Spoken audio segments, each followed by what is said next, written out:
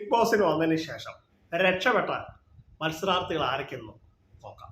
അതിന് മുന്നേ നിങ്ങൾ ചാനൽ ലൈക്ക്, ഷെയർ ചെയ്യുക, സബ്സ്ക്രൈബ് പറയുന്നത് വേറെ ഒന്നുമല്ല, ഞാൻ അടുത്ത പുതിയ ബിഗ് ബോസ് അപ്ഡേറ്റുകൾ നിങ്ങൾക്ക് നോട്ടിഫിക്കേഷൻ ആയി കിട്ടാൻ വേണ്ടിയാണ്. അപ്പോൾ നമുക്ക് നമ്മുടെ കാര്യത്തിലേക്ക് ഇറക്കാം. ബിഗ് ബോസ് വന്നതിന് ശേഷം ഇപ്പോൾ ഒരുപാട് പേര് രക്ഷപ്പെട്ടിട്ടുണ്ട്.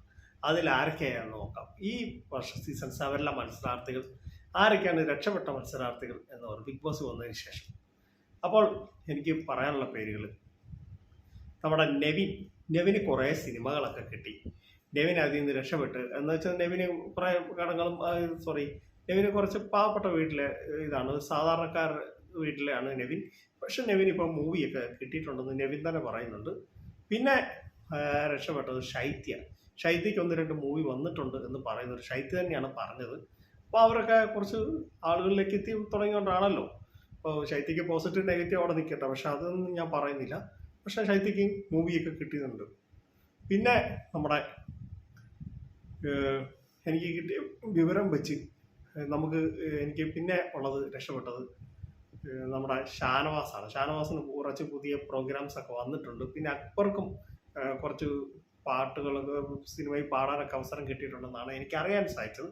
പിന്നെ നമ്മുടെ അനീഷിന് ഇപ്പോൾ ഒത്തിരി ഉദ്ഘാടനങ്ങളൊക്കെ കിട്ടുന്നുണ്ട്. ഫുൾ തിരക്കാണ്.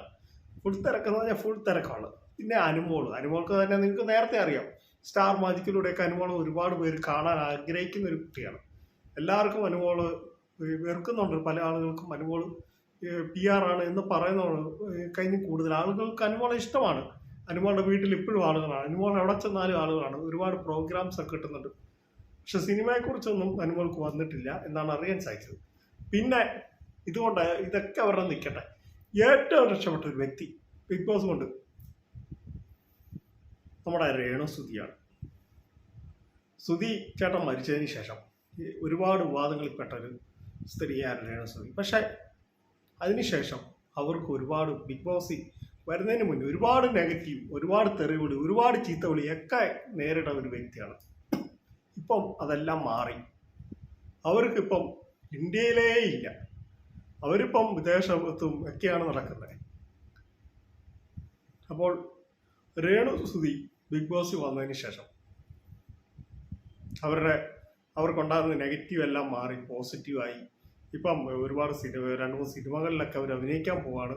പിന്നെ അവരുടെയൊക്കെ ആൽബമൊക്കെ ഭയങ്കരമായിട്ട് റീച്ച് ആകുന്നു എന്നൊക്കെയാണ് അറിയാൻ സാധിച്ചത്. അവിടെ പോയാൽ തെറി പറയുന്ന ആളുകളെ കൊണ്ട് തന്നെ ഇതെല്ലാം മാറ്റിച്ച വ്യക്തിയാണ് രേണുസുതി. ഇപ്പോൾ അവർക്ക് ഒരുപാട് ഫാൻസായി, അവരുടെ ആളെ മാറിപ്പോയി. അപ്പം എൻ്റെ കൊച്ചു വീട് അവസാനിക്കാൻ നിങ്ങൾ നിങ്ങളുടെ വിലയേറിയ കമൻറ്റുകൾ, അഭിപ്രായങ്ങൾ രേഖപ്പെടുന്നത്. Thank you, by.